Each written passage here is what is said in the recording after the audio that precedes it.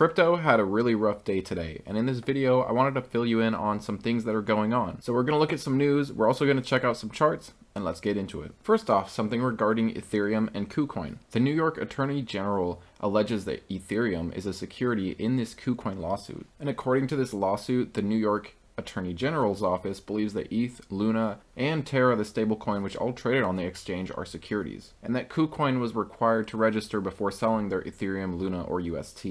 Now, the SEC has hinted that Ether is a security, but to the best of my knowledge, they haven't outright said it. And I did want to show you this article. Stablecoins and Ether are going to be commodities according to the CFTC, or the Commodity Futures Trading Commission. And we've got this little tug of war going because we have the SEC, which is the Securities and Exchange Commission, and we've got the Commodity Future Trading Commission. And it seems like they are fighting each other over who basically gets jurisdiction. And I will leave this article down below for you. It definitely sheds a lot of light on the SEC and the CFTC, and also goes over some previous cases and things of that nature. But I did want to get this video out tonight, so I will provide you with a little bit of reading material down below. And we also have some Voyager news. Are you surprised the US DOJ, Department of Justice, appeals New York judge's decision to approve Voyager's sale to Binance.us? And I gotta say, I won't feel like this is truly over until I have that money in my hand. Seems like every time Voyager's deal makes progress, something bad goes on. FTX goes under. The SEC has some kind of objection. Well, the judge did rule out the SEC's objection, but now there's an appeal by the DOJ. So it seems like the Voyager digital debacle will never end. And I honestly don't have an answer on how this is going to continue to go. But the judge involved in Voyager digital definitely wants us to receive our funds and for this to be over. And we also have something else here regarding an excise tax on Bitcoin miners. This is definitely going to affect CleanSpark,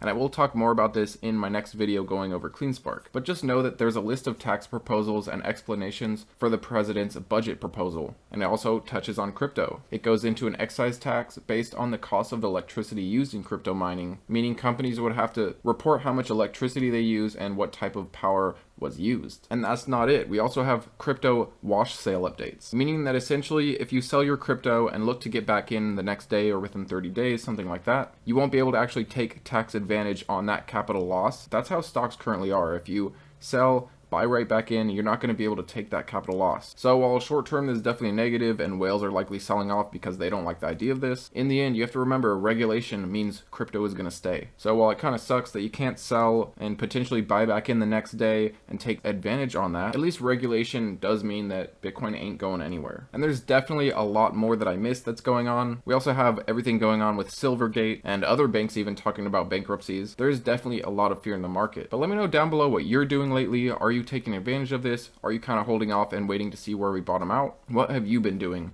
But in the rest of this video, I did want to go over a couple of charts. And first up, this isn't a favorite for many people, but Litecoin. I do want to talk about Litecoin briefly. You'll notice it does look like it's breaking kind of a tightening wedge. One thing that could happen is this could kind of just become an ascending channel. If you bring the lines kind of parallel, we could see this turn into an ascending channel. But one thing I'll be closely watching for on Litecoin is a flip back down on the EMAs. We have not seen that yet. We actually had a bullish flip on the 6th of January, and we haven't seen it flip back down yet. So watch for this yellow line, the 50 EMA, to test the 100 and then test the 200. And if these flip, we could see some more pain. But remember, it is a lagging indicator. One thing I will tell you here is a lot of these cryptos are pretty oversold when you look at different time frames. Here on the daily, we're definitely oversold. You'll actually notice that we were nearly as oversold as we were on our bottom back in June of 2022. That's when Litecoin's bottom was. And next up, I wanted to pull up Bitcoin. You'll see that it does look like it's trying to rest at the 200 moving average. Now, if it breaks this level, first off, 20,000 is a psychological level, and it looks like it's already breaking it. It may become a resistance. And if we fail this 200 MA, we're definitely likely to pull back even more. And I will be closely watching for a